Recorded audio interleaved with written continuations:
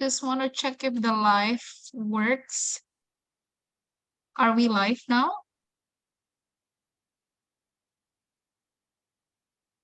Okay, great. So I'm just gonna start sharing my, wait, I can see it now as well.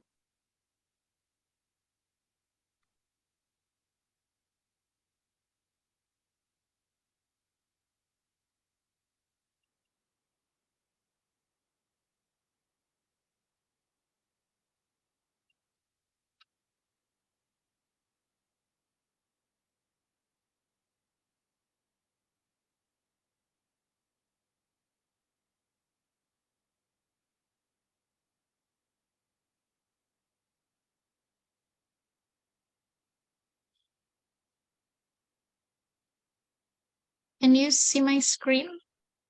Yes, we can. Yes. Right.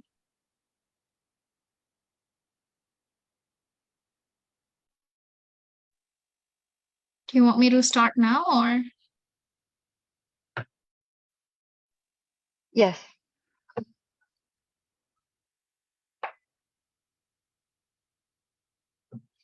Is the webinar live? I'm not sure.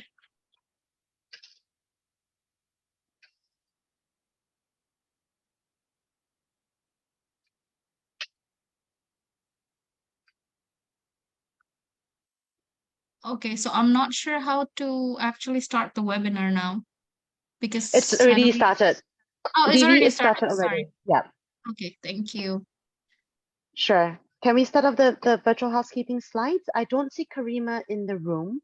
We'll need to assign her as a panelist.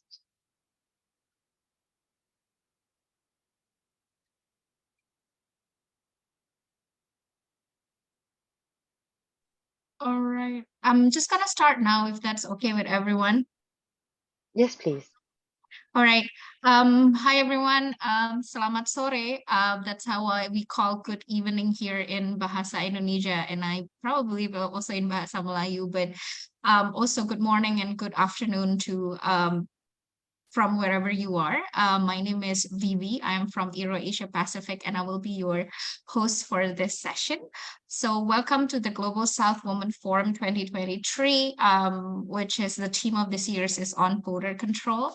And welcome back to those who joined from the first sessions a few hours ago. So this sessions, as you can see, is for fighting for full citizenship, nationality, borders, bodies, and women's autonomy. And it will be hosted by Nationality for All. So before we start, there are some housekeeping that I would like to run through to ensure that all of us are safe and comfortable for the next 90 minutes. Sorry.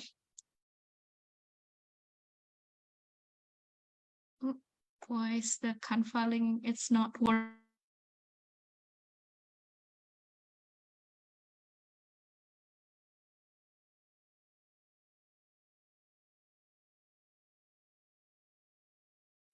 Sorry about the hiccup. So yeah, so welcome to the Global South Women Forum 2023 on border control. So I ask participants, please turn off your videos and mute your microphones. And if you are experiencing slow bandwidth, please close any unnecessary programs and or applications on your device. You are free to use the public chat box to engage with one another throughout the session. And this session will be recorded and used in line with our policy on rights of marginalized groups of women. And please note that this session is live streamed on Facebook and also YouTube. A short survey will be sent for your feedback after each sessions for your inputs.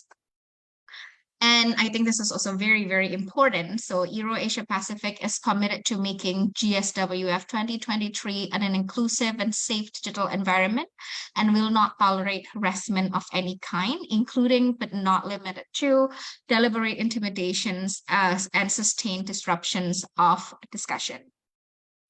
Participants are obliged to be respectful and to avoid replicating societal prejudice and inequalities. And participants who engage disruptive behavior may be removed without prior notice.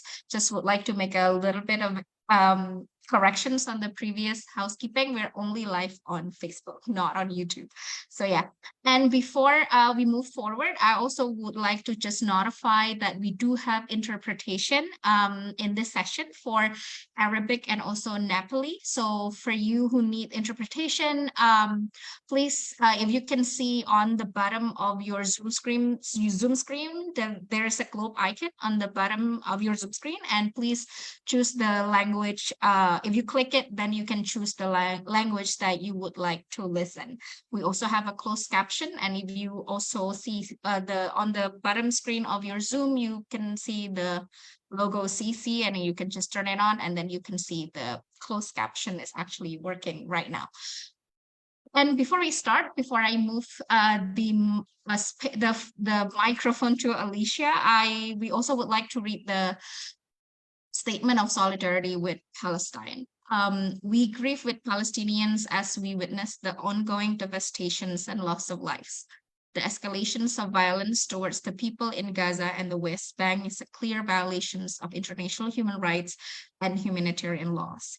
In solidarity with the colonial feminists worldwide, we call for an immediate ceasefire as the start of the path towards a future grounded in justice and peace. All right, so thank you so much for joining us, and I will give it, without further ado, I will just give the session to Alicia to start the session for today. Thank you. Alicia, the mic is yours. Thank you so much. Hello, everyone, and welcome. And thank you for joining the session, Fighting for Full Citizenship, Nationality, Borders, Bodies, and Women's Autonomy. This session is co-sponsored by a number of organizations. They include Equality Bahamas, Citizenship Affected People's Network, Collective for Research and Training on Development Action, My Nationality is a Right for Me and My Family Campaign, Lebanon, Global Campaign for Equal Nationality Rights, Nationality for All, and Youth Sustainable Development Center. We are really excited to be in conversation for this session, and hopefully in conversation with you for a little bit in the question and answer, to discuss the importance of centering people who are impacted by gender discrimination in nationality laws and any advocacy initiatives that affect their lives. The panelists with me today will talk about the strategies that they've been using to advance gender equal nationality rights through collaborative activism and by demanding state accountability. They'll also explore the benefits of centering affected individuals, promoting youth activism, and fostering solidarity with stateless communities to strengthen the feminist movement. And in this session today, we really want to talk about the way that women are discriminated against and oppressed in order to have states create this idea that they can protect borders in this way by controlling women. Because that's really what's happening. When we see oppression, when we see discriminatory laws, we know that they are being used for another purpose. It's usually not just for the purpose of discrimination, but to create certain ideas about particular groups of people. And this is happening increasingly to women and people of marginalized genders. As was mentioned earlier, there is interpretation. Arabic and Nepali are available, and you can use the globe icon at the bottom to connect. And just to get us started, I'd like to let you know, because you might not already know, that there are 24 countries in the world where women are not able to pass on citizenship to their children in the same way as men.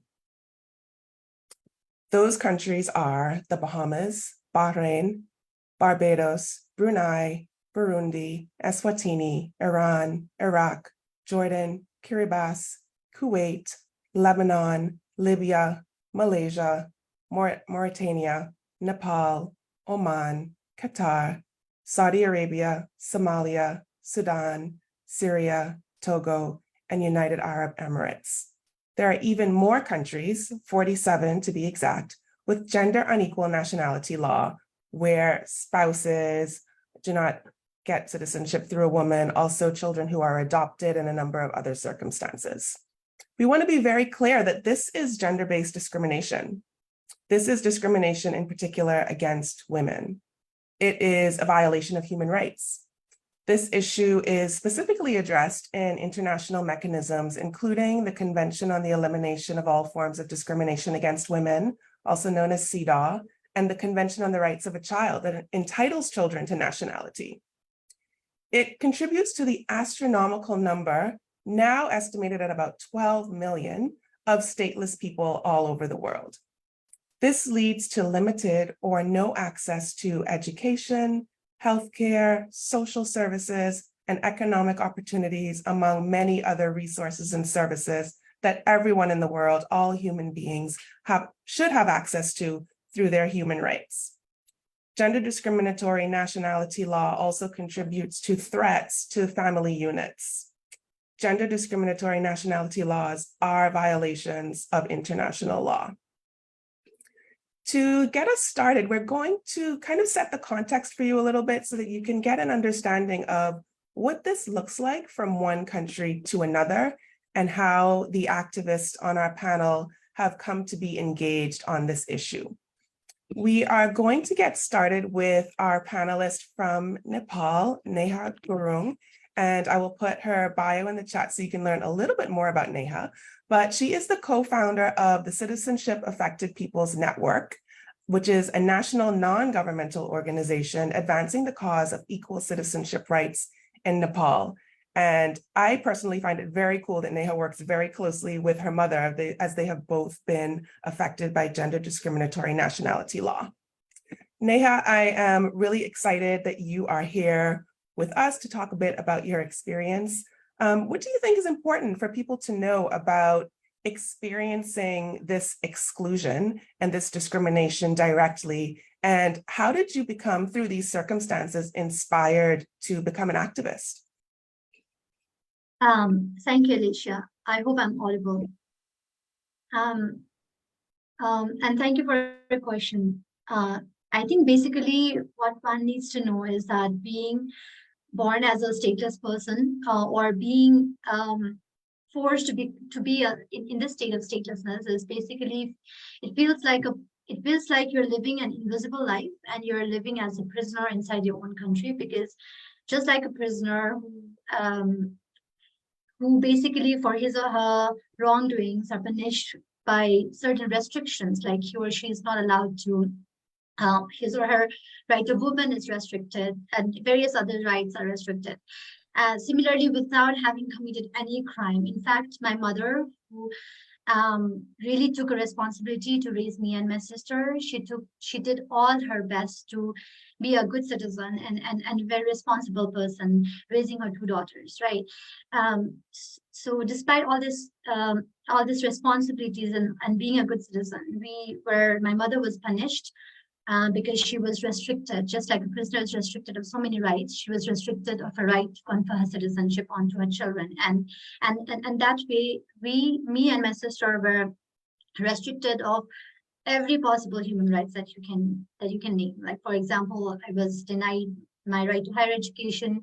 My sister was stopped from continuing her studies at grade 8, and we had to file a Supreme Court case and everything. And that's how, with the Supreme Court's decision, she could continue on to give her exams and everything.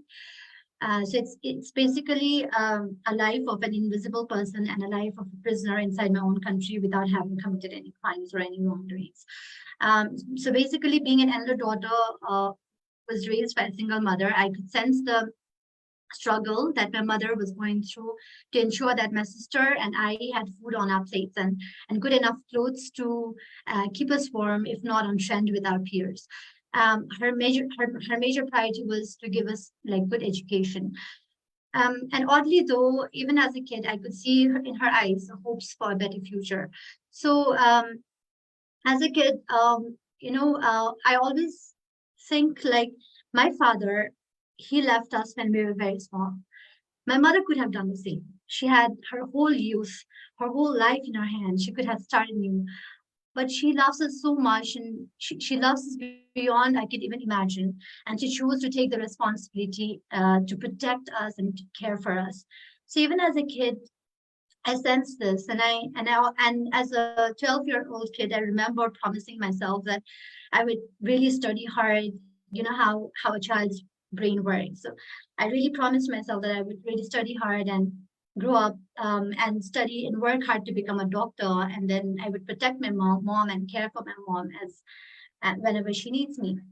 So that was a simple dream that I grew up with. But little did I knew that my own country, the country where my mother My mother has called home all her life, and the country where my maternal grandfather had also served as a government officer to educate women and girls in education ministry. And the same country denies me and my sister the citizenship from my mother. And it instead requires that my father, who has left all his responsibilities and has done nothing, the country requires, the law requires that person, the country requires us to have his citizenship, his name in our citizenship certificate anyhow.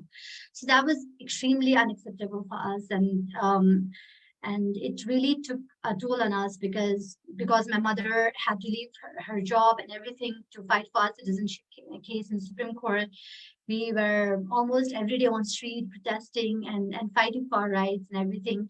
There was economic crunches, there was psychological crunches. My mom was in depression, the family was tearing apart, and it was a very difficult phase that the whole family had to go through. So I guess basically living a life of a person as a stateless person is basically it impacts your overall human rights and your overall being as a person, and it basically neglects, the law basically neglects or rejects or does not accept that you're even a person. So not being recognized as a person is basically being denied the rights from all aspects. The right to education, the right to grow up as a full human being, as a citizen. I did not even have a small SIM card or a bank account.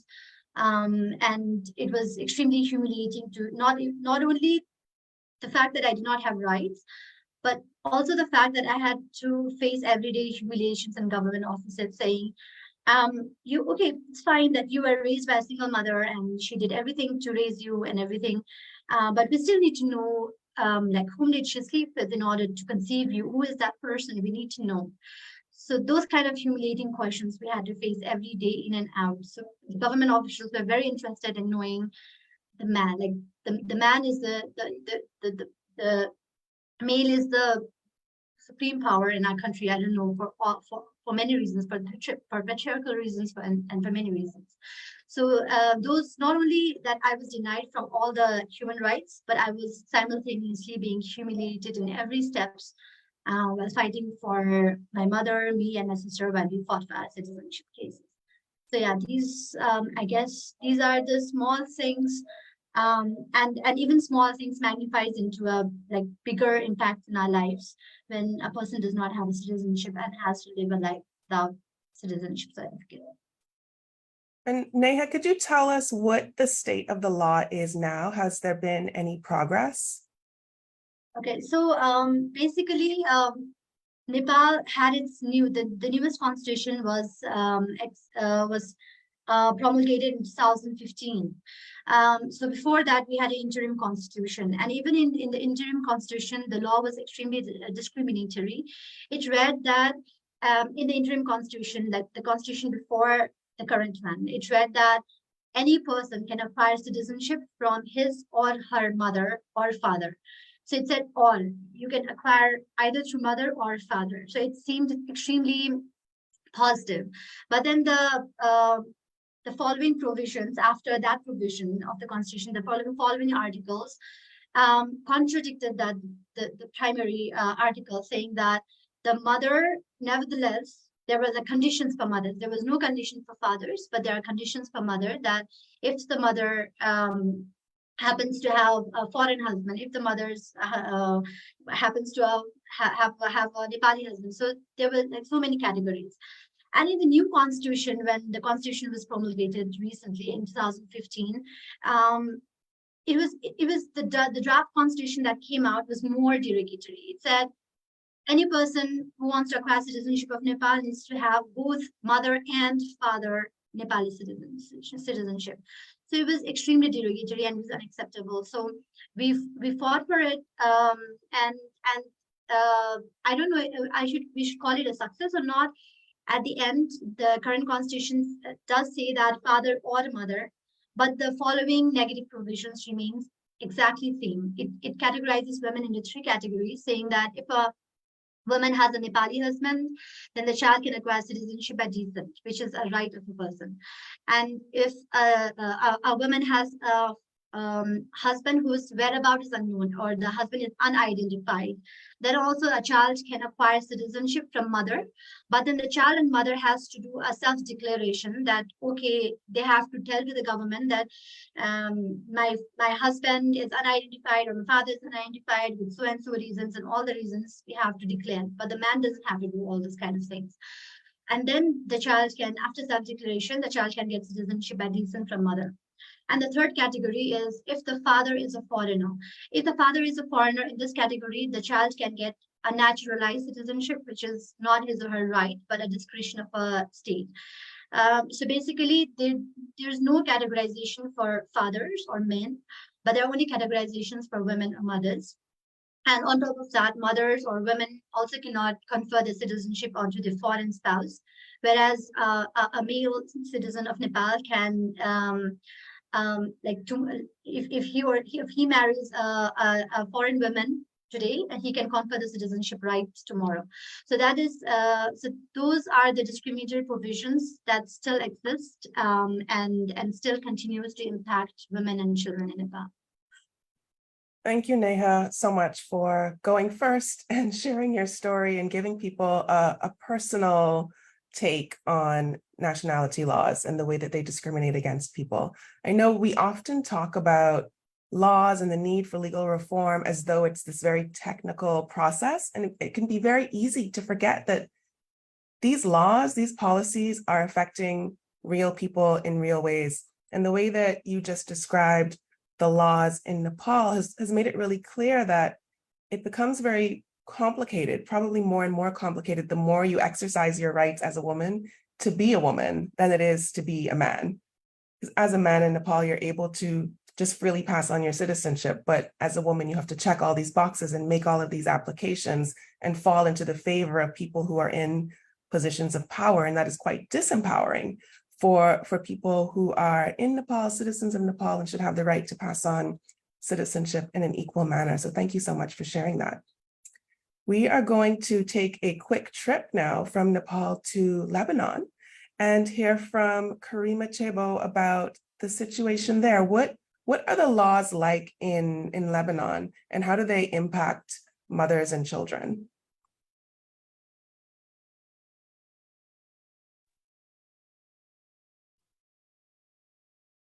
مرحبا، تحية للجميع، وأذكر التضامن الذي عند الافتتاح مع وإدانة الانتهاكات التي تحصل في فلسطين، وأيضا الانتهاكات التي تحصل في فلسطين يوميا وفي جنوب لبنان، وخاصة نندد بالانتهاكات التي تطال الأطباء والإعلاميين وغيره. بداية في لبنان يوجد تمييز فاضح في قانون الجنسية. قانون الجنسية في لبنان يعود إلى عهد الانتداب الفرنسي، يعني منذ عام 1925، وبعد سنتين سنطفئ له الشمعة 100 لقانون الجنسية الذي أصبح بالي. لنتخيل أن قانون منذ مئات أو منذ عقود ما زال يمشي مفعوله. نعم. I'm sorry, we're not getting your translation, so I think we just need you to make a quick switch, and I'll turn over to the Iraq team to let us know. Okay, 1 minute. Okay, Karima, could you start again, please? I'm so sorry. No worry. Okay. شكرا. بداية كنت أنوه عندما تم الافتتاح والتضامن مع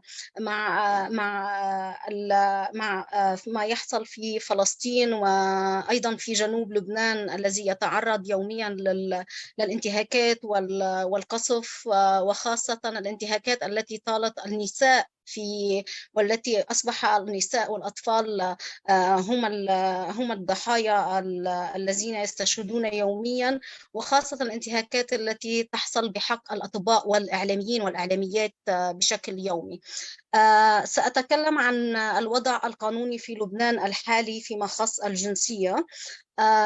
في لبنان هناك انتهاك فاضح في قانون الجنسية. قانون الجنسية في لبنان يعود إلى العهد الانتداب الفرنسي منذ عام 1925، يعني قبل أن يكون هناك دولة مستقلة للبنان وجد قانون الجنسية. لا أعلم كيف بلد يستطيع أن يحكم بقوانين أتت قبل أن يحصل على استقلاله.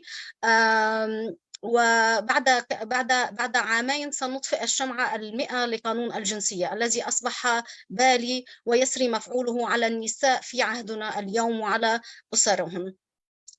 خضعت قانون الجنسية لتعديل واحد فقط عام 1960، حيث بات بإمكان المرأة اللبنانية المتزوجة من أجنبي الاحتفاظ بجنسيتها اللبنانية. يعني حتى قبل كانت تسلب أو تسقط الجنسية اللبنانية عن المرأة إذا قررت الارتباط برجل غير لبناني. ولكن في العام 1960 أصبح يمكنها فقط الاحتفاظ في جنسيتها، ولكن حتى الآن لا يمكنها منحها لأسرتها ولأولادها. نحن في تمييزين نطالب كحملة جنسيتي في لبنان وفي الدول العربية. وهنا أريد أن أشير أن حملة جنسيتي حق لي ولأسرتي هي أول حملة انطلقت كحملة تطالب بموضوع الجنسية في لبنان وفي الدول العربية منذ 21 عاما. تطالب الحملة، وخاصة أن في القانون يعد لبنانيا من ولد من أب لبناني نقطة فقط، ولذا نحن نطالب بأن يعد لبنانيا من ولد من أب لبناني أو أم لبنانية فقط، إضافة كلمتان على المادة الموجودة في القانون.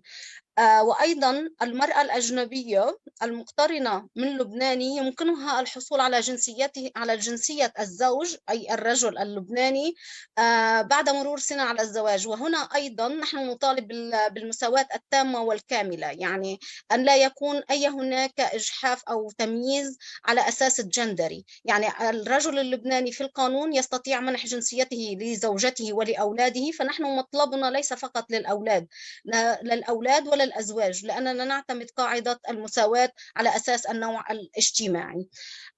وكذلك نحن لن أعيد لدينا الحالة كما في النيبال، وهي أن المرأة يمكنها فقط منح جنسيتها في حال كان الأب مجهول الهوية أو غير معروف. وهنا أيضا في نظرة دونية ومعاملات دونية للنساء ولأسرهن في التعاطي. أشير أيضا أن لبنان من بين 14 دولة في منطقة الشرق الأوسط وشمال أفريقيا ما زالت تحرم النساء من حق نقل جنسيتهن إلى أسرتهم. يعني لبنان هو من ضمن هذه 14 دولة، وهنا 14 دولة هي من أصل 25 دولة التي تكلمت عليها أشرت إليها أليشيا في المقدمة. بالنسبة في القانون اللبناني هنا نتكلم عن القانون. التمييز واضح، هو قانون ذكوري بامتياز، فقط يعطي الحق للرجل وعدم النظر إلى حق النساء، حتى لا يرى أن هناك وجود للنساء أو المواطنات اللبنانيات. حتى لغته لغة ذكورية، يعطي الحق فقط للرجل، يهتم فقط بزوجة الرجل بأولاد الرجل. وهنا اللغة التمييزية في القوانين وفي التشريعات التي تصدر دائما في بلداننا. ولكن تجدر الإشارة أن القوانين تتعارض مع الدساتير حتى ومع الالتزامات البلدان، وخاصة لبنان. سأشير هنا إلى لبنان، التزاماته الدولية وتوقيعه على المواثيق في الأمم المتحدة، حيث أنه في مقدمة الدستور اللبناني. وهنا نعرف أن سلطة الدستور تعلو سلطة القانون. وهنا وأشير علنا، وأنا أتكلم في اللغة العربية لأن هذه ستنقل على المواقع وسيسمعون السلطة وكذلك المعنيين بالقضية. المادة 7 من الدستور ومقدمة الدستور تنص حرفيا على أن اللبنانيين سواء لدى القانون، وهم يتمتعون بالسواء بالحقوق المدنية والسياسية، ويتحملون الفرائض والواجبات العامة دون فرق بينهم. يعني هنا نقول يحق للمرأة ما يحق للرجل ويحق اللبنانيين كافة. يعني هنا لا نريد التمييز بين أي لبناني من أي جنس كان، لا على أساس الجنس ولا على أساس الهوية، ولكن نجد أن القانون يتعارض. فهنا أيضا قانون غير دستوري. وكذلك لبنان جمهورية ديمقراطية تقوم على العدالة، هذا في مقدمة الدستور، على العدالة الاجتماعية والمساواة في الحقوق والواجبات بين جميع المواطنين دون تمايز أو تفضيل. ولكن هنا يتم التمييز على أساس جنس وعلى أساس عرق وعلى أساس انتماءات طائفية وغيرها. وكذلك لبنان وقع على اتفاقية سيداو، وهنا نشير إلى عدم التزامه، ولكنه تحفظ على المادة 9 البند الذي يتكلم عن الجنسية، وهنا أكيد نحن نعمل على من أجل رفع التحفظات. ولكن رغم أن لبنان وقع على العديد من المواثيق والاتفاقيات، إن كان حق الأطفال بالجنسية وحق الاختيار وحق الوجود وغيره والإقامة والسكن والاستشفاء والتعليم والعمل، ولكن نجد أن أولاد وأزواج النساء اللبنانيات لا يحصلون على أي من هذه الحقوق إلا بكثير من الضغط والعمل اليومي لإصدار بعض المراسيم. وهنا نتكلم عن مراسيم ومذكرات وليس قوانين، أي أنها تتغير بتغير السلطة، تتغير بتغير الوزير أو بتغير المسؤول. وأيضا عندما نتكلم عن الجنسية، أول ما يخطر أن هناك فقط الهوية أو الباسبور أو جواز السفر، ولكن هنا أن الحرمان من الوصول أو الحصول على الجنسية هو يمنع من الوصول أو الولوج إلى الحقوق كافة. وكما أشرت في المقدمة، الحقوق الأساسية والحقوق البديهية. ما دامت الجنسية هي العلاقة التي تربط بين الفرد وبين الدولة، فأنا عندما لا أعترف بمنح الجنسية لهذا الإنسان، فأنا أحرمه حكما من أن يكون له أي علاقة وجودية في هذا المكان. وكذلك لكي لا أطيل أكثر، وكذلك عندما نقول أن النساء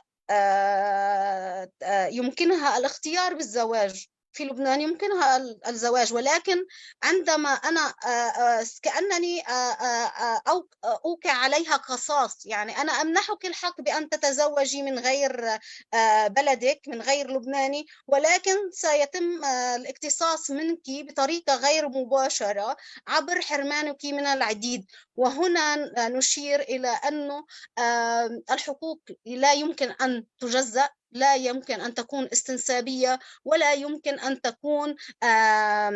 تكون وفقا لجنس أو عرق أو لون أو غيره. وهنا كما أيضا نتوجه لبعض من يتعاطف من السلطة ويقول سنعطي الحق، ولكن بطلبات وبتجنيس وغيره. نحن نريد حق كامل، ونريد حق يسري مفعوله على النساء والرجال وكافة المواطنين والمواطنات دون أي تمييز أو تفاضل فيما بينهم، لكي لا نقع على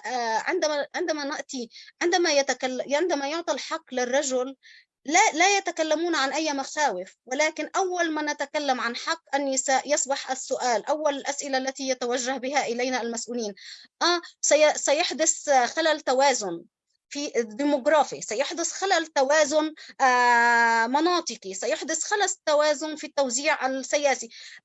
كأن النساء وإحدى في إحدى الحكومات المتعاقبة عندما قدمنا المقترح القانون تمت الإجابة بتوصية إن منح الجنسية يهدد المصلحة العليا للبلاد، وكأن النساء يعني هنا بين هلالين، كأن النساء لهن قوة الخارقة التي تهدد وجودهم الذكوري ووجودهم الذي يصب فقط في مصالحهم السياسية ولا إنسانية. وهنا أيضا نشير أن لماذا عندما يمنح الرجل اللبناني، إذا سنتكلم بلغتهم، الرجل اللبناني يمنح الجنسية بدون أي شروط وتجزئة أو استنساب، لماذا عندما نتكلم عن حق المرأة بمنح الجنسية تخرج كل هذه المخاوف والحجج؟ وهذه الحجج هي بالتأكيد واهية، وهنا تكرس النظرة الدونية والتبعية للنساء دائما بأن لا تحتسب كمواطنة، لأن عدم القدرة على منح الجنسية يعني هذا يعني أنها لا تمتلكها حتى. وهنا مفارقة، وأنا سأرسل يمكن عبر الشات الوثائق الأخير الذي أنتجناه نحن والحملة العالمية باسمي ومش إلي، يعني in my name but not mine.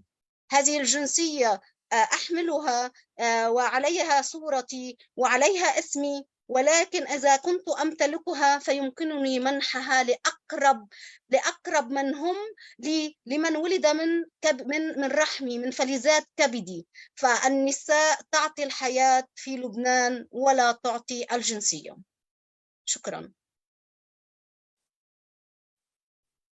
Thank you so much, Karima. And in your response, we can hear so much of your bio echoing throughout that, your work with affected people, your work on CEDAW specifically, and advocating for the removal of those reservations on Article 9 specific to nationality, and the work that you've been doing with your observance of the Parliamentary Human Rights Committee in Lebanon. All of that is showing through in what you have shared with such great eloquence.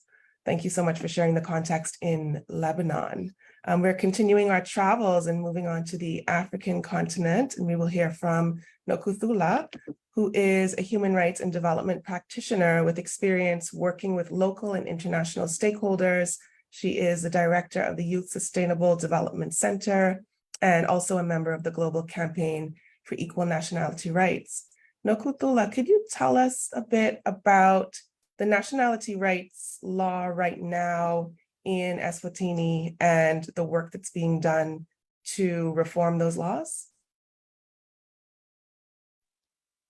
Thank you so much, Alicia.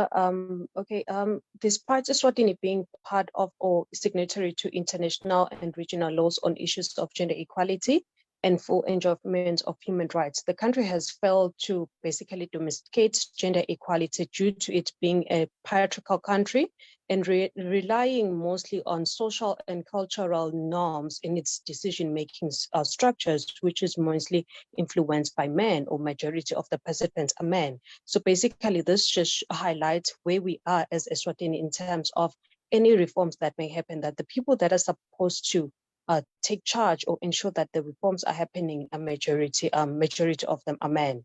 Eswatini, in terms of its gender discrimination and nationality law, is basically in the Constitution and Citizenship Act of 1992. And this is also despite having an equality provision in our Constitution. So in section 43 and 44 of the Constitution, it states that only a man can confer a citizenship to a foreign spouse, citizenship to a foreign spouse and also children. And it denies women the same rights to confer their nationality to their foreign spouse and children, which then results to a number of human rights violations. And what government has done due to that provision in the Constitution and Citizenship Act is that they made 4 pledges during the 2018 high level of UNHCR, whereby we were represented by the Minister of Home Affairs. they pledged to undertake quantitative and qualitative study, which will basically give an estimate to say how many people are affected by this law, and also give an extent to say how is it affecting the people, what are the impacts of having gender discriminatory nationality laws, what are the results, and how can then, what are the recommendations that government can undertake to ensure that no one is affected by such law. And they also pledge to ensure that every child born in Eswatini, after that pledge, will have an access to birth registration and nationality document. But that has not been the case. But what we've also seen is that in 2019, they developed an action plan, which will basically ensure that they're able to achieve the pledges that they made during the high-level meeting. But through that action plan, they've only been able to implement 2 activities, which is basically engage stakeholders, mainly traditional leaders, on the issue of reforming the nationality laws. And also they've been able to actually have produce the qualitative study, which has not been publicly shared. It is still with the consultant and also the Ministry of Home Affairs. But through the validation workshop that we have had with the Ministry of Home Affairs, what we have seen is that gender discrimination in nationality laws has been highlighted as the contributing factor to statelessness, which means that there has to be actions that the government takes and faster actions to ensure that they eradicate. But other than just as a civil society representative waiting for government to take or to make the necessary reforms, we also have been engaged in a number of activities on activism and advocacy work.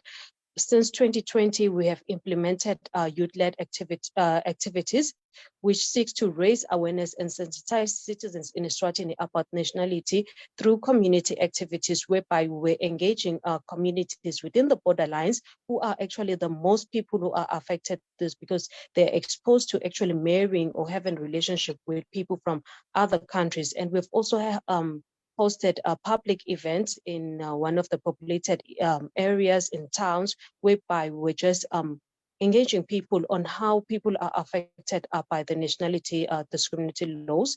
And we've also engaged the citizens in the country through traditional and online media platform, whereby we're also ensuring that young people are the ones sharing about the messages on why it is important for Eswatini to take the necessary reforms and ensure that everyone in the country has the same right to confer their nationality to their children or foreign spouses.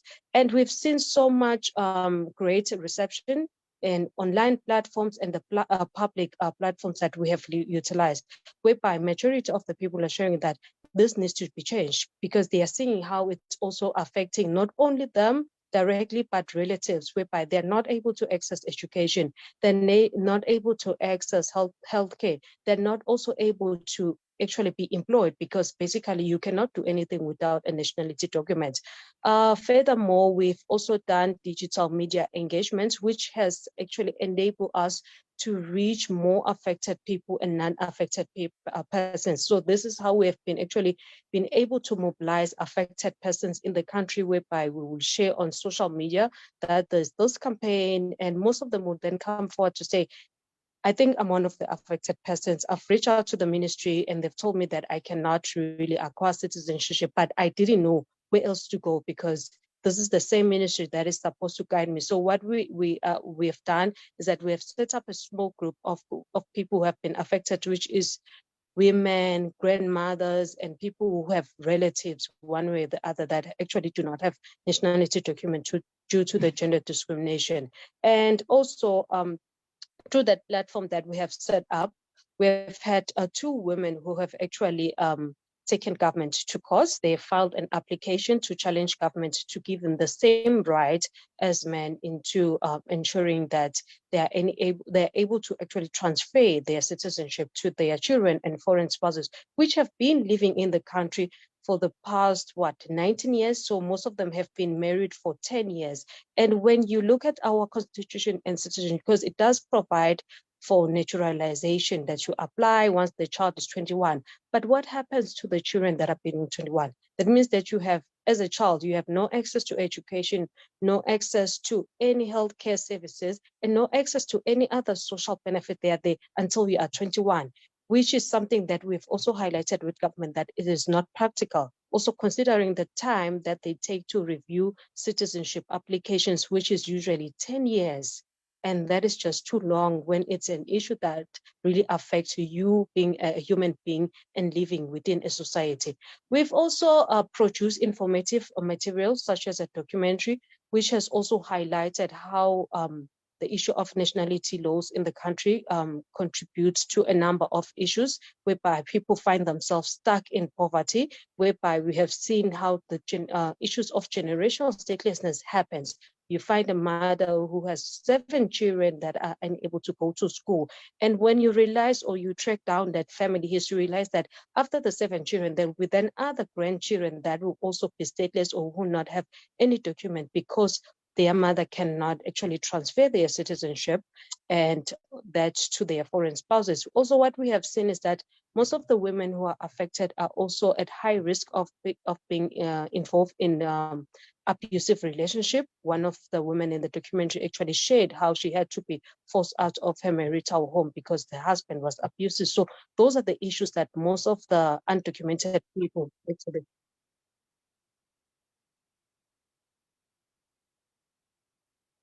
are actually faced with. And also we have also engaged stakeholders such as women and children's groups who are working on the issue of nationality laws in the country. And they have Hi, actually shared sorry, also can I on, interrupt?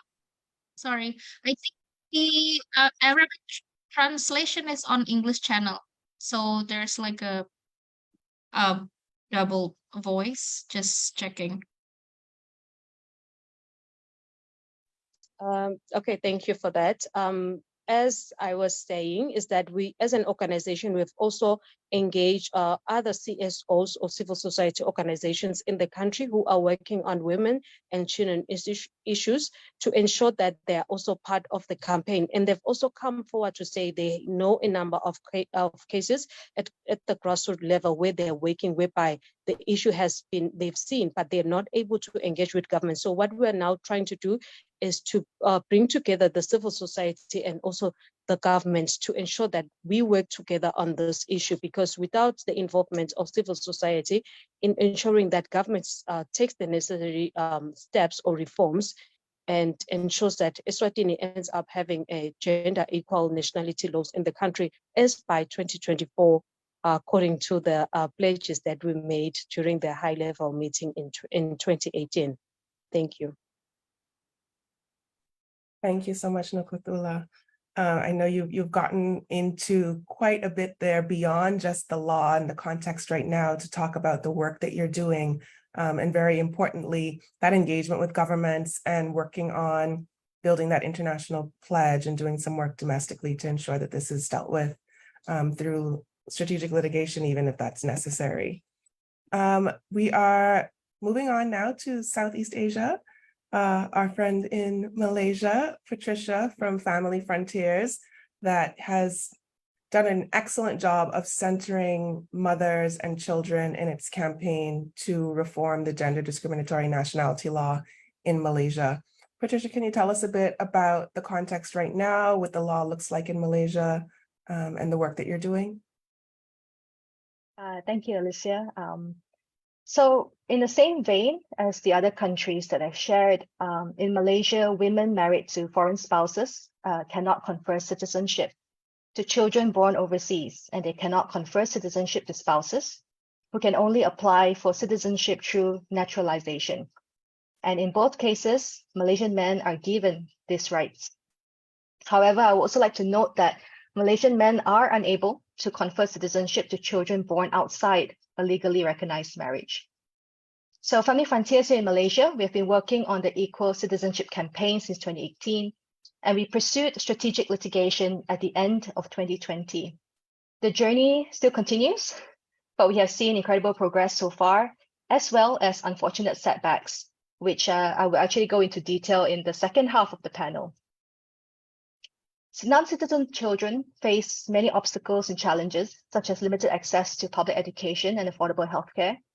The immigration policies for children of citizens in Malaysia are restrictive and burdensome, with short validity periods and frequent renewals. And once they age out of that, they have no viable means of remaining in the country, and they become tourists in their homeland. In some cases, children have also been rendered stateless, and women find themselves unable to leave abusive marriages for fear of separation from their children, and face difficulty in claiming custody in the event of a divorce because their children do not have the same nationality as them. One Malaysian mother who has a child who is stateless, as neither she nor her refugee husband can pass down citizenship. Earlier this year, when she was due to give birth to a second child, she traveled back to Malaysia from Saudi Arabia for the delivery to avoid the newborn becoming stateless. This is the absurdity. Same mother, same foreign father, but one child is stateless because the birth occurred overseas, and one child is a Malaysian because the birth took place in Malaysia. Our women have been told if they want citizenship for their child, they have to travel back to deliver. And if they don't, it is their fault that their child does not get citizenship. It is their fault for not dragging their very pregnant selves onto a plane, for not risking their lives and health and that of their unborn child. They may also be forced to leave their other children behind, leave their jobs if they're not afforded long leave of absence or maternity leave.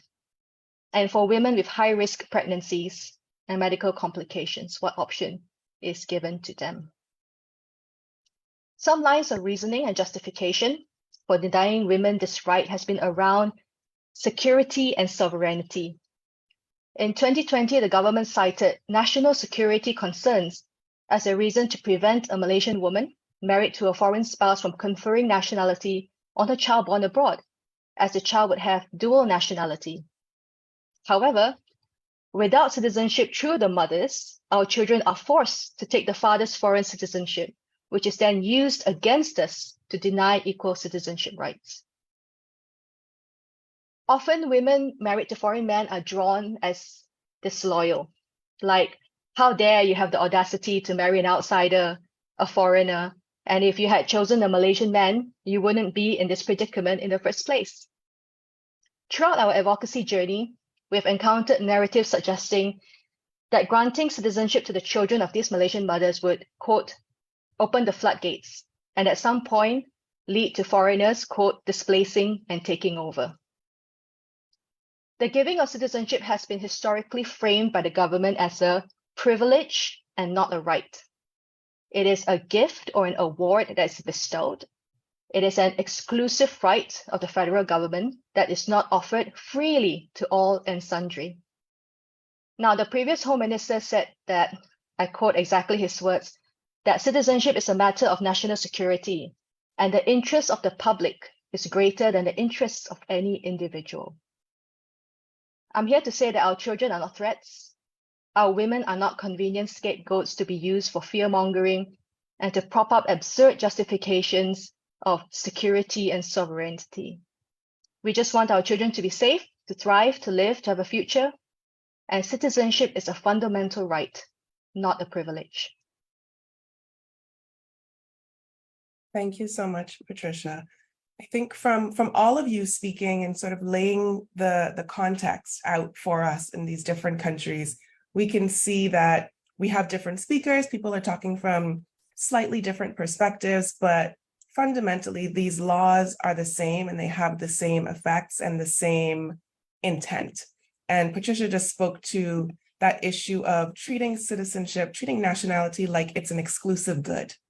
Like it can only go out to so many people. And if more people have access to it, if more people have access to a particular country, then it would somehow decrease in value. But in addition to that is the idea that women are the way, women and their relationships are the best place, according to these states, to restrict and to constrain and to limit access to these rights. And this is a huge issue that we see across all of these countries that are affected by gender discriminatory nationality law. As I usually do in these cases, I forgot to introduce myself. So I'm Alicia Wallace. I'm the director of Equality Bahamas, and we have been working in the Bahamas on legal reform to change gender discriminatory nationality law. And in the Bahamas, like many other places, including Malaysia, this is enshrined in our constitution. So it is quite difficult to get these laws to change. It's not just an act of parliament to get this to happen, but it requires a constitutional referendum. And that means that most people, more than 50% actually, 2/3 of parliament has to agree to go to referendum, and then 2/3 of the upper house has to agree. And then we have to have 50% plus one vote in a constitutional referendum on changing the constitution. And we need to make this change in 3 different places, because in the Bahamas, women do not pass on citizenship to their children in the same way as men. Women also cannot confer nationality on their spouses. And until recently, we had the case where men who were not married to the mothers of their children were not able to pass on citizenship. But men now have complete rights, because that has been challenged, that has gone to the Privy Council. And so they're all sorted. And the government promised that once the Privy Council ruling was back in, they would deal with the issue for women. And they have yet to do that. That Privy Council ruling came in May. So we are about 6 months beyond that, and nothing has been done yet. So our work, of course, continues, and we're using the international mechanisms, and we are talking to people who have been affected by this. And we are talking with governments, we're talking to different political parties to see how we can use and leverage relationships as well as the timing of elections to our advantage. So there's a lot of strategizing that takes place behind the scenes to get this work done. In this second session, the second part of the panel, I'm going to ask our speakers to limit their comments to about 2 minutes to give us some time to get to questions and answers. So if you already have some questions in your mind, some areas where you're unclear, if you have some really key comments that you'd like to make, I invite you to use that question and answer function so that we can start collecting those questions for when we wrap up this second part of the discussion, which will be shorter than the first part. And I'm going to start with Karima. Can you tell us a bit about the work that you are doing with people who have been affected by discriminatory nationality law? What does that work look like? شكرا جميعا على المداخلات القيمة من البلدان. شكرا أليشيا. نعم، كان من الأشياء من الأهداف الأساسية هو العمل مع الأشخاص المعنيين بالقضية أو المتأثرين من جراء هذا التمييز، وخاصة أنه في البدايات دائما أو كلاسيكيا كان يتم العمل دائما مكتبيا ومع السلطة أو مع أصحاب القرار الذين يريدون تغيير القوانين.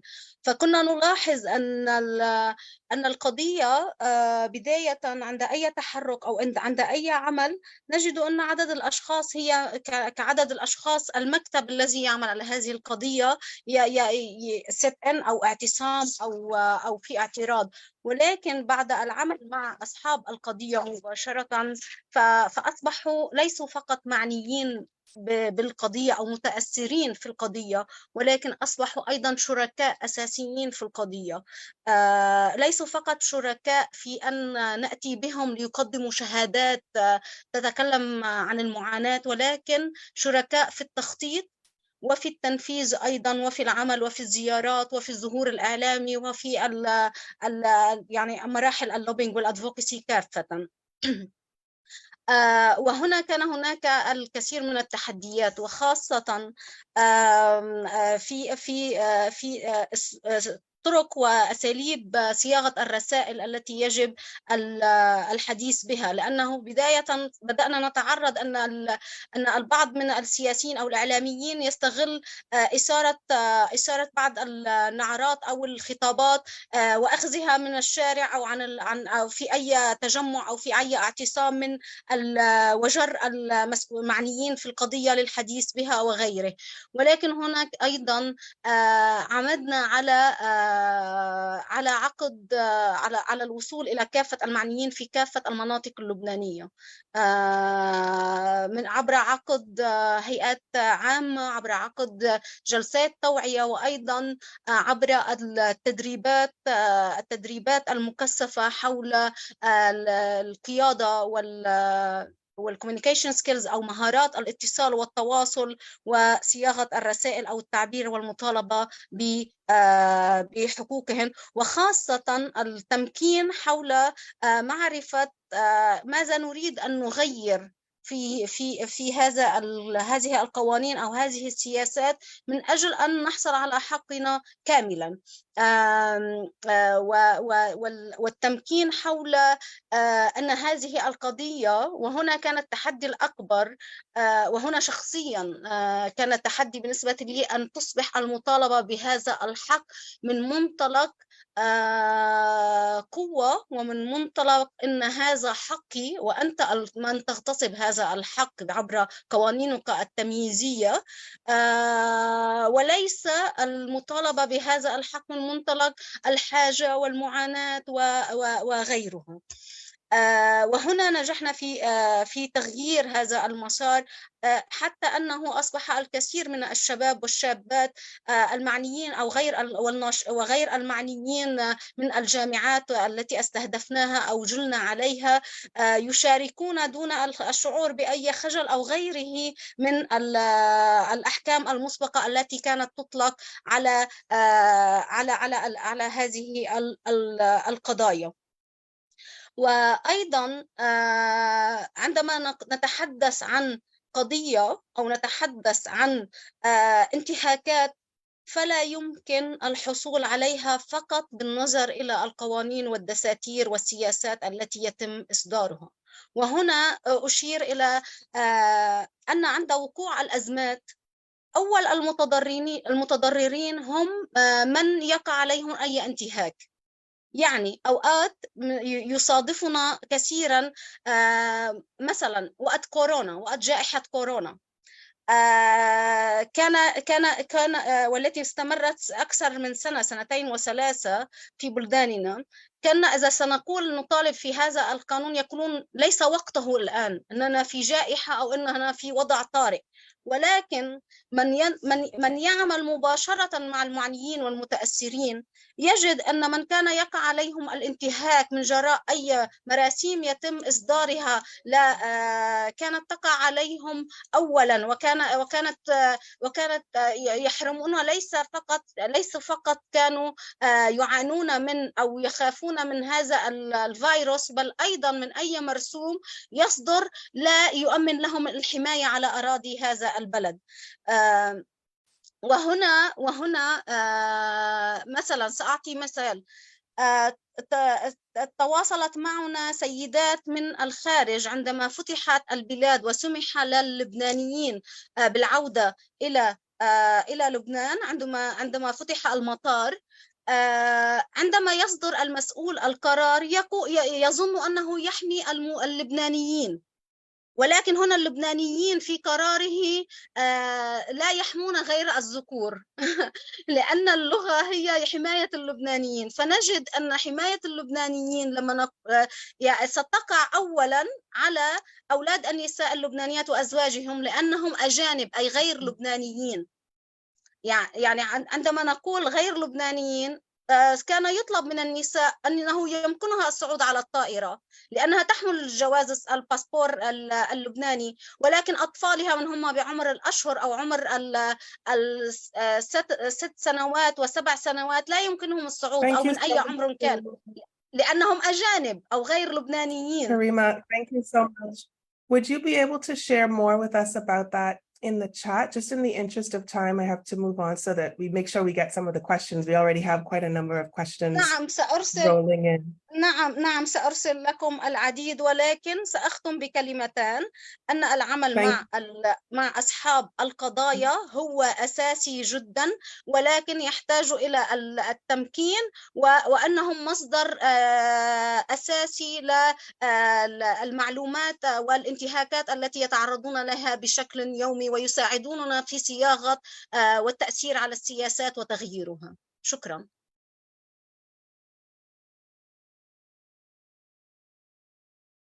Thank you, Karima. You raised a really excellent point about the pandemic and the way that it has affected people who are not able to pass on their citizenship to their children or lose their citizenship by marriage. I know we have Abbas with us who is watching, who's joined on Zoom. Abbas, if you could share the link to the global summit that took place just a few months ago. We heard a similar story from a woman in Malaysia who was impacted in that way and unable to return home in the midst of the pandemic. So let's share the link to that in the chat for everyone. Next up, Patricia, could you tell us a little bit more about having affected mothers in the forefront of your campaign at Family Frontiers, and maybe share a little bit about the strategic litigation that you've undertaken? Okay, just very quickly. So the Malaysian campaign for equal nationality rights is fronted and sustained by the collective efforts of affected mothers. Our campaign centers the lived realities of these mothers and their children, highlighting how pervasive and detrimental this discrimination is in our daily lives. The mothers also support one another through a peer support network. Now, the self-mobilization of the mothers in the network during the advocacy was a significant step in the campaign. The mothers played an active role by sharing their lived experiences and calls to action through outreach activities like webinars, roundtable discussions, involving a diverse range of stakeholders at the national, regional, and global levels. They are also well known for using social media and mainstream media to increase awareness about the issue and shed light using their stories, as well as engaging in public demonstrations and occupying public spaces to exercise their rights to freedom of speech and expression. Now, the intense campaigning has applied pressure to compel the government to pursue a constitutional amendment. At the last general elections in November 2022, most of the major parties and coalitions included this amendment in their election manifesto. In February this year, the government announced that it intends to amend the constitution to grant women equal citizenship rights. We were thrilled. It was a win.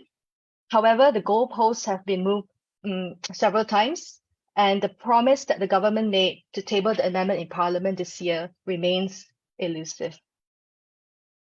Unfortunately, it was also discovered a few months ago that on the back of this progressive gender-equal amendment for the mothers, the Home Ministry also plans to table amendments that are severely regressive to other categories of citizenship. Now, if implemented, it will remove safeguards in the federal constitution that prevent childhood statelessness and restrict further the avenues of citizenship.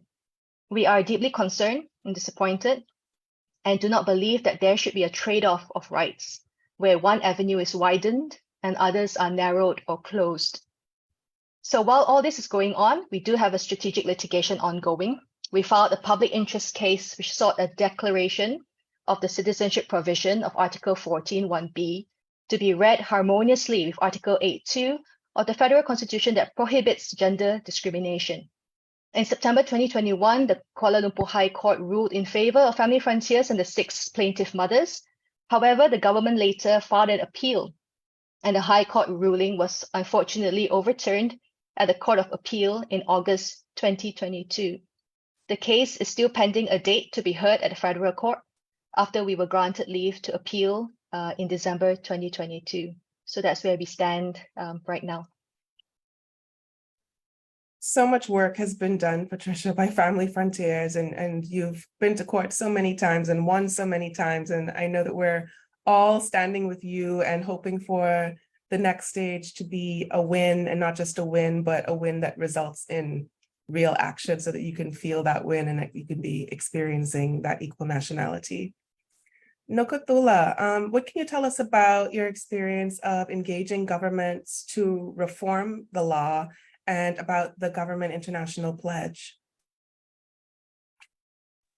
Thank you, Alicia. There's been so much that we have done with the government in ensuring that they actually reform the law, but there have been a number of challenges that we've faced. I think as Patricia has shared, the goalpost just keeps on shifting. 1 minute, everything is just working well. The government is making a presentation to the cabinet and the House of Senate, and also Parliament, and engaging Parliament members. And then, but when you check a month later, you find that there has been no other positive response on whether everyone is agreeing on the actual reform or not. But most what they've highlighted is that the senators in the House of Parliament, they are citing cultural and traditional norms, that it's not proper for women actually in Swazi culture to confer their citizenship to a foreign man and also to their children, because by culture or traditional, they're basically not Swazis. They are actually foreigners. Once you conceive a child with a foreigner as a woman, that child is not a Swazi. So that's the basis of mainly their response or their stance on that they are taking that position. So what we have done is to also try and engage those structures through a strategic litigation, which is basically to say, we have 2 women who have filed the applications, but what also the government is now doing is that they are directly responding to the 2 affected women, directly contacting them and offering them citizenship for their children and foreign spouses. Not directly responding to the application that has been filed against them. So what we have also done with our partners is that as an organization, we'll be joining the strategic litigation case as an interested party in ensuring a full engagement of human rights, especially women and children's rights to equality issues. But what we have seen with the pledges is that they are not holding so much into government taking or making the necessary reforms as they have pledged in the international international convening. But during the convention that we had in Geneva in June, they did share that there have been progress. Yes, we have seen progress, especially with our vital statistics and birth registration certificates, where by now men will be able to actually register for their children's birth certificate. But there has been no other changes that they've actually made with regards to women being discriminated into having same access as men in conferring their citizenship to their children and also foreign spouses. But they are trying to ensure that no one doesn't have birth registration documents or doesn't have any nationality documents, which basically focus is only those who are born from both Swazi parents and also those who are born from a Swazi father or a Swazi mother who are not married to a foreigner in any other way. So that's the main challenge. Those that are born from Swazi mothers and foreign Swazi and foreign fathers, they're still not being able to get their birth certificate and any other nationality document, despite all the exercise or the activities or development that have been taking place in terms of policy and legislation. Thank you. I think that's what I can share for now, but we will be continue engaging them in advocacy. And what our plan is to actually engage the parliament and the senators next year, have the affected women directly approaching them and sharing how such an impact actually impacts their family structure and exposes them to a number of vulnerabilities, which most of them are already exposed to. Thank you. Thank you, Nokuthula. You raise a lot of important points and some of these key words that we hear come up in all of these different countries, right? We hear about culture, we hear about tradition, we hear about foreigners and the threat of the foreigner. We also hear about religion, we also hear about threats to sovereignty. And those parts of the conversation seem to overshadow the conversation about the sovereignty of the woman, of the person, and our ability to make decisions for ourselves and the right that we have to live with the same freedom and dignity as everyone else around us. And we have been using, I know across the global campaign for equal nationality rights, international law and mechanisms like through the United Nations to remind our governments of their obligations. We know that our governments know they have the responsibility to promote, uphold, expand, and increase access to human rights. But when speaking to the general public, they pretend that they don't know. But we know where we can meet them. We know that we can find them in Geneva, reporting to the CEDAW committee, right? We know that we can find them at the Commission on the Status of Women, particularly the ministers with responsibility for gender, for women, for children. And we can try to corner them at the UN and talk about these situations, but also we can make our own reports. We don't have to convince them necessarily to listen to us in those spaces. We can take the mic and we can speak directly to the situations that we're experiencing. And as unfortunate as it is, it seems that shame is what really works, and it's one of the greatest powers that we have as affected people, as activists, as advocates. Governments do not want to hear negative things about themselves in these international spaces. So it's really important that we learn about CEDAW, we learn about the Convention on the Rights of a Child, we really understand the Universal Declaration of Human Rights inside out, and of course, leverage any regional mechanisms that are available to us. Moving on now to Neha to talk a little bit about being an affected activist, leading a campaign in Nepal, and increasingly becoming a leader in this space and your position in the statelessness movement, and of course the call to action for folks here. So that's a tall order for 2 minutes. Let's see what you can do. Thank you, Alicia. It feels like a challenge, but I'll take it. In Nepal, basically, I'd like to start with how our organization, Citizenship, Affected People's Network started. It started when Nepal was drafting its new constitution in 2014-15. And we realized that we were working, me and my mother especially, we were working along with, informally with other activists and NGOs and other civil society actors. But then we gradually realized that impacted people were nowhere in the scene. They were nowhere on the table where people discussed about our lives, our citizenship rights and everything. So we saw that it is extremely important that we need to have an organization or network or a community of solidarity where even impacted people can feel safe enough to come and say that, okay, I'm impacted and I'm a real person. It's not just NGOs and civil society raising an issue, which they are often blamed, that these are issues raised by NGOs who are, receiving dollars and they're just creating issues, and there's no issues as statelessness in Nepal. And even the government had published a statement long back saying that there's no issue of statelessness in Nepal. There's only an issue of citizenship less, and people will gradually, there are just small hiccups in laws, and people will gradually acquire citizenship. But there's no such thing as statelessness. And these are just things that are made up. And we thought that it's extremely important to let the government know, the policymaker and the constitution makers know that we exist, and we have been labeled as invisible people, but we are real people and we exist. So we formed this organization called Citizenship Affected People's Network, which is led by impacted people ourselves. And we engage in dialogues, advocacy, awareness raising, and even creating a safe haven for impacted people in Nepal. So gradually, I guess more than me, my mother is the backbone of all this movement and everything that has been going on in Nepal, in the Nepali context. And I'm just following her footsteps. And I guess following her footsteps led me to also meet so many good people in international platform as well. For example, ISI, the Global Campaign, and all the amazing people like Malaysian Mothers and FFF, and everyone who has been working tirelessly on this issue, and made me realize that it's not only in Nepal that we're facing this issue, but it's a global issue, and so many people are working tirelessly together. And it sort of provides a sense of solidarity and provides a sense of safe space where people, because being impacted by citizenship, it's not a physical wound, or it's not seen visibly from outside. It is so many moral stigmas and moral humiliation, moral characters, and so many things are attached to it.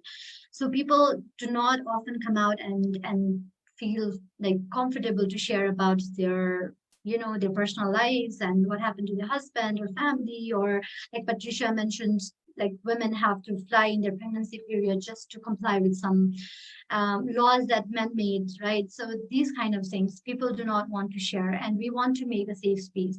So having come in contact with so many good people, I guess currently I'm also engaging as co-lead for the global movement against statelessness, which is safe space for NGOs, allies, journalists, academicians, and majorly centering impacted people impacted with statelessness, to come together and build a movement together globally, along with other allies who is already working in this issue tirelessly. So I guess the one thing that I extremely feel deeply in my heart is that the UDHR, the Universal Declaration of Human Rights itself, says that every right, every human right is interdependent and it is inalienable, and any right is inalienable, right? So how can we expect that the SDG goals will be fulfilled by 2030? The goals of no poverty, no hunger, good health, quality education, gender equality, and even sustainable development goals like sustainable cities and communities, where individuals and families and people are living without documentations. These people who are living without documentation, they are pushed to crimes, they are pushed to vulnerabilities, they are pushed to unemployment, they're pushed to uneducation and poverty and hunger. And how can we expect, with so many people, like more than 10 million people in the world, living without documentation, and we are moving forward with this ambitious goal of no poverty? I don't think that is possible. So I think it's, and like I said, UDHR says that every right is interdependent. So without addressing the issue of nationality, documentation, which is a simple thing, we cannot expect other SDG goals to be completely fulfilled by 2030. It is extremely ambitious, I think. So it's extremely important to focus our attention towards nationality and documentation also, if we are thinking that we need to, if we are thinking towards achieving this SDG goals. The other thing that I want to also call to action is that I think it's extremely important that to realize that the central issue, the issue that is centering the statelessness or the nationality, lack of nationality, is that governments, usually the issue of refugees and other rights and other issues, I know it's extremely equally important, but at the same time, those issues do have some sort of visibility. But when we talk about statelessness, it's an invisible issue that is underlying beneath all the other issues. I say this because usually when government want to marginalize people, they can easily use this tool saying that since they're not our citizens, so it's okay to not give them certain rights, right? These rights, these human rights, fundamental rights are guaranteed for citizens. And because they're not citizens, that's why because, for example, Karima said that many stateless people were excluded during the COVID situations, and even in Bahamas, when there was floods and everything, people were denied their basic humanitarian rights and all this kind of thing. So when government uses as a political tool to seclude marginalized people, to seclude women from acquiring these basic rights, I think citizenship document is not providing citizenship document serves as a validity or a legal validity to seclude, marginalize vulnerable groups even more. So I guess it's extremely important to realize that citizenship and nationality rights should be seen more from a human rights perspective and not from and less from a political perspective.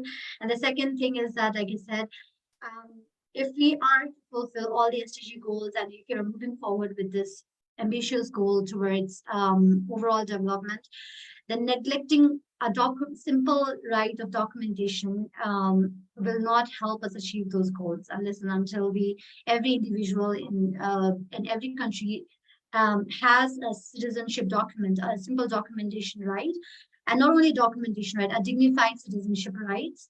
I do not believe that our SDG goals and ambitions will be fulfilled until we recognize national rights as well. Neha, thank you so much for bringing the Sustainable Development Goals, or the SDGs, into the conversation. I think that might be the first time for this session. And it's really important because every time we talk about the SDGs, people are saying everywhere that we will not achieve these 17 goals without achieving goal 5 on gender equality. And as the SDGs have such huge buy-in, everyone is talking about the SDGs, everyone's talking about the global goals, Agenda 2030. So it's really important that we connect this work with the SDGs. We're going to turn now to some of we have lots of pretty long comments. I don't think we'll get to read them all, but someone is raising that the Philippines is included in this number where children born by migrant mothers who are undocumented or on irregular situations in destination countries are discriminated against, as well as women not being able to confer nationality onto their spouses. And they are listed on the Global Campaign for Equal Nationality Rights website. So you can go to equalnationalityrights.org to see the lists of countries under specific types of discrimination, gender-based discrimination and nationality. And I'll put that link there so that someone from the IRA team can share that with everyone in the chat. We also have a question here. Aside from legal reform, what other mechanisms can be used to change this reality and create this pressure? I asked specifically for complex legal context, such as the Gulf Cooperation Council countries. So beyond legal reform, what do you see as being useful? Anyone want to take that?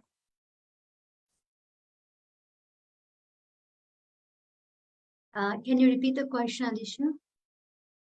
Yes, aside from legal reform, what other mechanisms can be used to change this reality and create this pressure?